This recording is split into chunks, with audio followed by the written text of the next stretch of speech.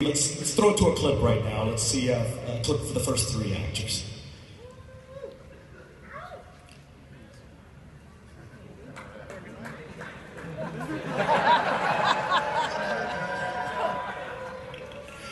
Technical difficulties. Hold, please. That's a Galaxy Quest reference.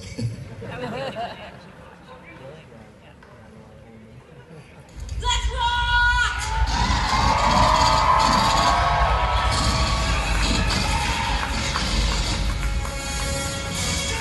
What the hell are we supposed to use, man? Harsh language? You've been mistaken for a man. No. Have you? You're just too bad. Guess you don't like the cornbread either. All right, let's bring out Jenette Goldstein as Vasquez, Mark Rolston as Drake, Ricco as Frost. Yes.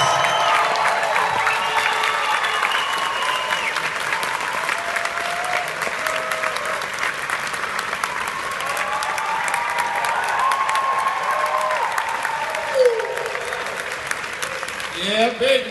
Oh yeah, we're here. We got the Marines in the house. We love that. Goodness gracious. How you guys liking Calgary so far?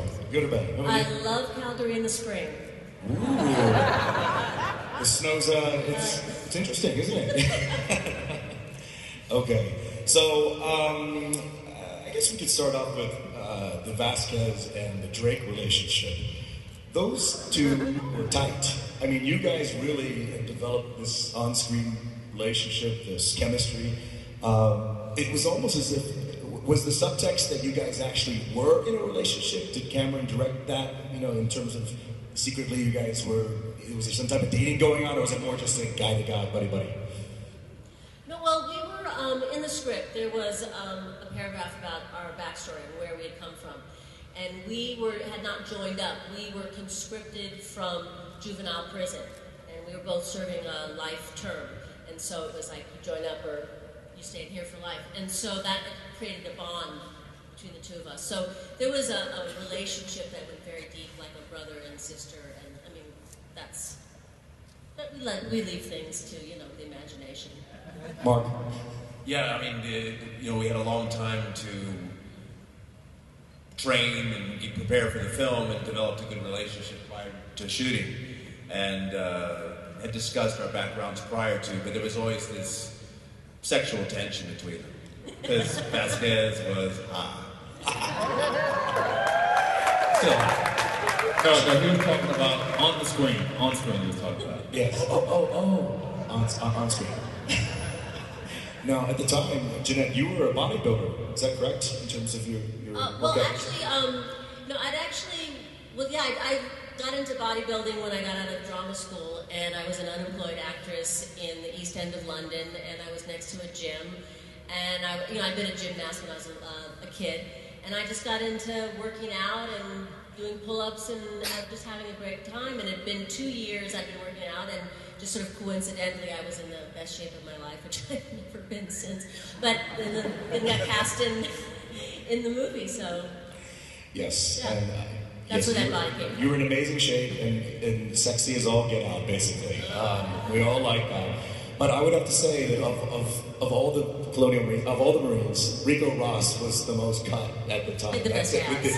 They made Ricco take that shirt off. Or did you do that on your own? Were you kind of like, I'm taking that off and showing everybody? No, man, I was getting out of hyper sleep. Come on. No, I've been lucky, man. I played, and I still do play a lot of basketball. And I think that does the trick for me, even now, man. And you know, X amount of years later, it's still there. Don't dare me, you know. Oh, weird. Oh my God! What? Let me see that, man. Hey, let me see that. I'm gonna get a picture of that. Hold on, man. Oh my God! And you're doing a Zac Efron. Wait. Is that painted on? They painted that on before you came out. Can you believe that? I've always, like, I've never really, it's been a way of life. Playing ball will just do it for you, man. I mean, what? I'm sorry, ladies and gentlemen, I am flabbergasted right now. That is amazing. Holy moly. I just... Oh, also, Ricco, I think you had one of the funniest lines in the scene when you said, like, guess she don't like the cornbread either. I mean, that to me, and everyone knows that happened after she knocks away Bishop's... That's right. Right. You know, it's funny, though, because some lines you don't really know when you're making a movie, you don't really know if they're gonna work or not. Correct. And other lines, you know, you think are gonna work and they don't work. And that was one of those lines I thought it would work, but I just wanted to just throw it away. And I think that's why it kind of didn't work. And that's why it worked. But it was scripted and not improvised, right? That one was scripted, definitely. Okay. That one was scripted. But when we were at that table, there were, during that scene, there were a lot of lines that were being thrown in, especially this guy here, I remember, when we were doing it. Really? You know, I said something about Arturian Punte, and he goes, yeah, but Ricco, yours was a man. And I replied back, hey, it's Arturian, baby. That was made up, Mark? Mark doesn't remember him making up that line right now, does he? Oh my lord. So, Mark and Jenette, you guys had the distinction of holding the smart guns, basically, which were essentially, what were they? It was they were anti-aircraft. Correct? Yeah. With a Steadicam. Guns, yeah. A Steadicam, which is used in filming to help, camera operators move the camera around in a smooth movement. That was utilized to create that gun. And was that a James Cameron invention, or was that invented by the prop master? No, it was Cameron. Yeah, Cameron absolutely. came up with that. Yeah, those were quite amazing to see you guys work. That was, and I heard later that he actually got a patent because the U.S. Army thought it was a brilliant idea, and he ended up getting a patent. Well, that is an example of life imitating art, then, isn't it? That's amazing. I didn't know that.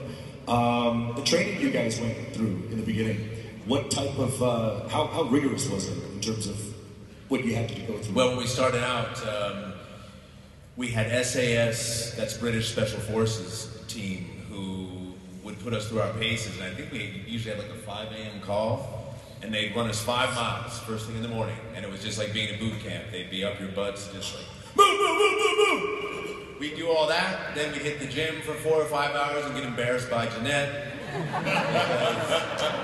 Jenette could just do behind that pull-ups like they're nothing. And if you notice in the clip you just saw, I did the sissy pull-ups, right, like this. And that's the easy one. But I must admit, I look fine doing it.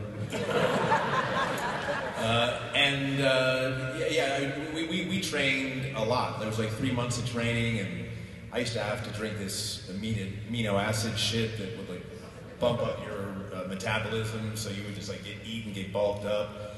The real plus was after working out, we got to hit the Pinewood Studios mess hall, which was awesome. Yum. Yeah.